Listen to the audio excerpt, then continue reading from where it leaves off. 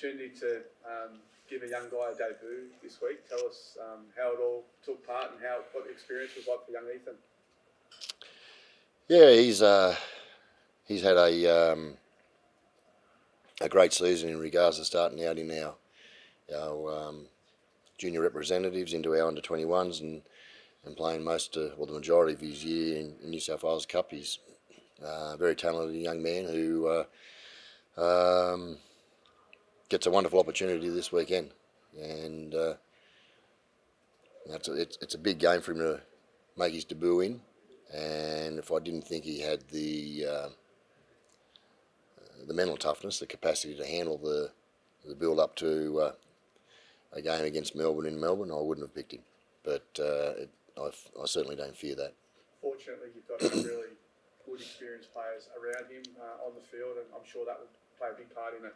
Yeah, well, Hopper's now moving into that experienced role as you mentioned. Defending alongside Jack is also will be very much an advantage for him as well.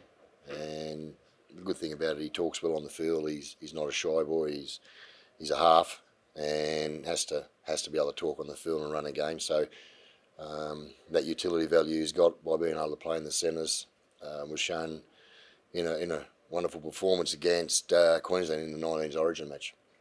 The performance against the Tigers on the weekend, you were forced into a number of positional changes at the back end of that game, and something that can happen during any game. And I'm sure you're proud of the way that they were able to adapt in that last 15 minutes there. Yeah, it was.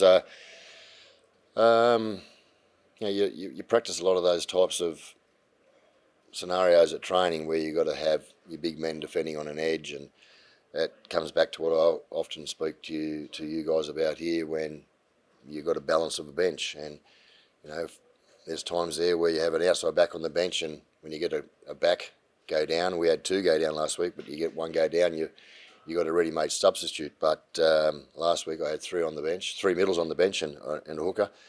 So a couple of the big boys have had to defend it back row and half. We showed that on Monday after the game, that you've just got to fill in and do your role. And as I say, we practiced the big boys defending out there, so it's a big job for them, but they did well. Earlier in the year, you got to play like Corey Horsburgh on the edge, and that sort of experience in those situations would be pretty valuable, I'd imagine. Yeah, Corey and Utter, we do a lot of work with them defending as a back rower, and Corey played big minutes there last week. He did an enormous job last week playing in the middle, moving out to play back row and playing well in that position. So his utility ability is really good for the dynamic of the squad too.